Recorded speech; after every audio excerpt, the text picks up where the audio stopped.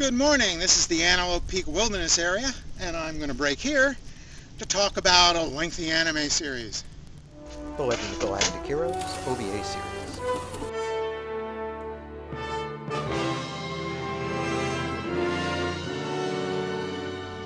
The Legend of the Galactic Heroes is a lengthy anime story that follows the course of future history across parsecs of space and decades of time. It's based on a series of popular sci-fi novels by Yoshiki Tanaka, and has more interest in the political maneuverings and military strategies than in telling a traditional adventure story. And it has a huge cast of characters. As the story begins, the Galactic Empire's hereditary aristocracy has ruled most of human space for 5 centuries. Far away, the Free Planet Alliance was a democratic meritocracy, descended from men who sought freedom from the Empire, though over centuries it became corrupt. When these two stellar nations met again, the Empire branded the Alliance rebels and set about subjugating them again. They've waged a protracted war ever since. Reinhard von Lohengram is a bright new star of the Empire's military. Yang Wenli is the most talented commander of the Alliance forces. These two and their subordinates will fight several battles over the course of the series. But the Legend of Galactic Heroes is a much broader scope than a simple rivalry of these two men.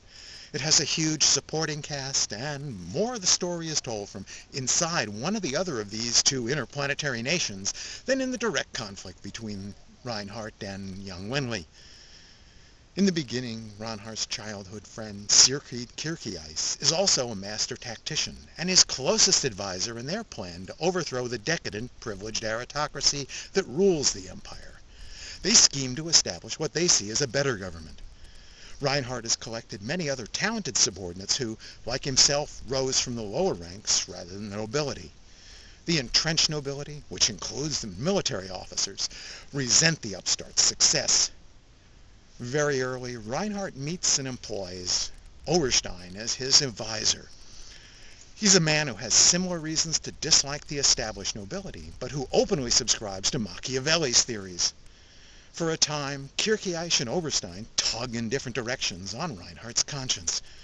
Kircheis reminds his friend that their goal was to put an end to the exploitation of the Empire's citizens by the nobles, while Oberstein embraces any means, however ruthless, to achieve victory. Reinhardt will eventually challenge the established order, first politically and then militarily, and a civil war will ensue in the Empire before he can become its new ruler. And then he will set about conquering all of space, including the Alliance. 下がってよい。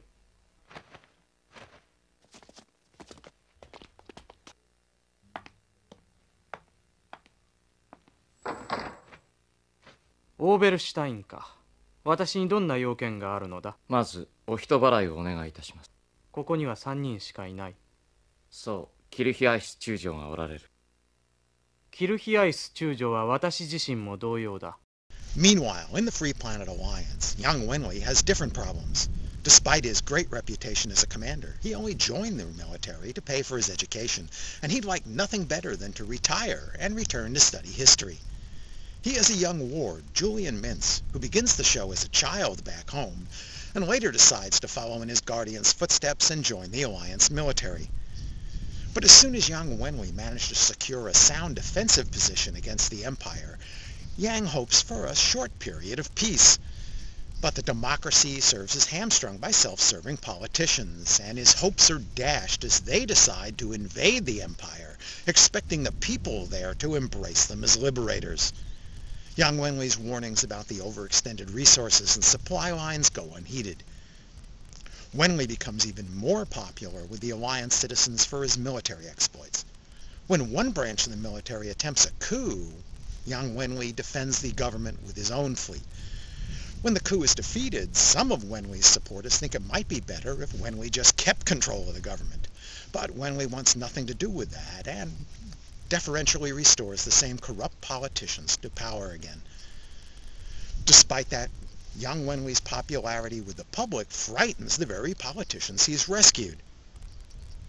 The contrast between these two opposing societies and their respective champions is stark.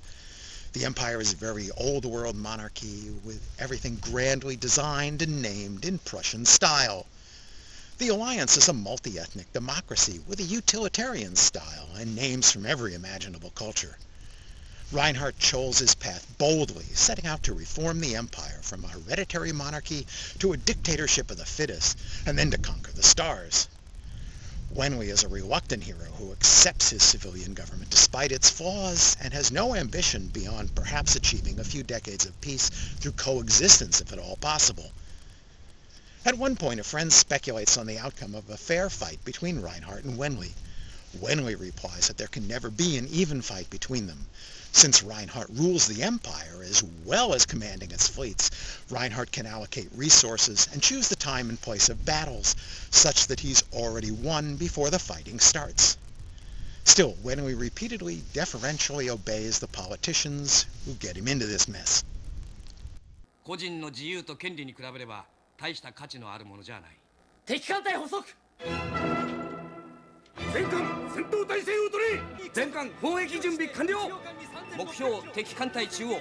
全艦で一点に砲火を集中させる。撃て。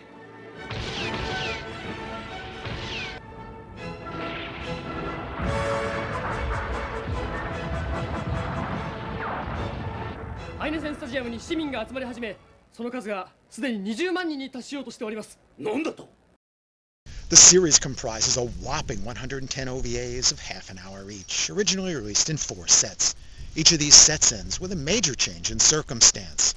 I've completely avoided discussing the second half because to do so would be to reveal who wins, who loses, who switches sides, and who dies. The second series opening begins with the observation that in every age and every place, the deeds of men remain the same.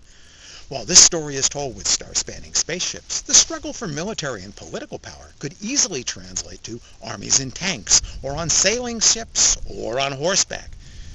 There are frequent references to familiar histories and legends, from Machiavelli to Robin Hood. The scope of the Legend of Galactic Heroes is immense. It's a story of the ebb and flow of a complex history in which there are always half a dozen plots going on. It flips back and forth between the Empire and Alliance, occasionally giving us a battle or two between them, before turning back to their internal problems. A third force, Phazon, led by a guy named Rabinsky, is more of a merchant empire than a nation, gleefully supplying weapons and loans to both sides, and doing their best to keep them from fighting. There's the added influence of a religious cult as well. The conflict evolves over decades. The story isn't afraid to change the basic situation of the factions or its characters, nor is it reluctant to kill off major characters. Hardly anyone will get out of this story alive. Battles, war, politics, treason, coups, conspiracies, alliances and betrayals, assassination, conquests and occupations, kidnappings, civil war, death, tragedy, revolts, victory and defeat, and even a little romance, plus some flashbacks into many of the characters' background. The story has a lot going on. At the same time, the story also spreads its attention over many interesting characters. I can't even mention a small fraction of them here. Let me just cite a couple. Admiral Merkatz is a respected fleet commander of the old empire. When Reinhardt seizes power, Merkatz is reluctantly compelled by a sense of duty to support the old nobles, even though he knows they're fools who meddle in military affairs they don't understand. When those nobles are inevitably defeated, Merkatz is persuaded to seek asylum with his former enemy in the Alliance under young Wenli. He gets to offer droll observations about democracy as well as battle tactics, eventually joining a rebellion of his own. Merkatz's story weaves through the grander tale of the Legend of Galactic Heroes, as do many other such stories, popping up for an episode or two every now and then fading into the background. それは一時のこと。ゴールデンバウム王朝を守護する神聖なる使命は何と申されましても、このわしの頼みでのか。私に全権が委ねられること。もう一つ、命令に背けばいかにやんごとなき身分の方でも軍議に従って処断されるということ。For all its strength, the series has a number of weaknesses. While its scope is immense and its themes grand and sophisticated, they're often played out with rather simplistic characters. On the one hand, the bad guys, for lack of a better term, are mind-bogglingly stupid. A bad commander is a total idiot who blunders without a bit of subtlety. This makes it really easy for the putative military geniuses to triumph. Bad politicians and nobles are likewise really foolish and transparently self-serving. On the other hand, there are superheroes, people who are just always right and pretty much unstoppable. For example, one of Wenwei's subordinates is Shenkov, the leader of a band of what I suppose are rough and ready space marines. When they get involved in a hand-to-hand fight, they crush their enemies by the dozen. While the series plays out a sophisticated arc of future history, it's often facile in the detailed events that comprise the whole. The Legend of Galactic Heroes has a lot of dialogue. This isn't just where it explains its battle tactics, but also where it reveals its thoughts on politics and the various forms of government.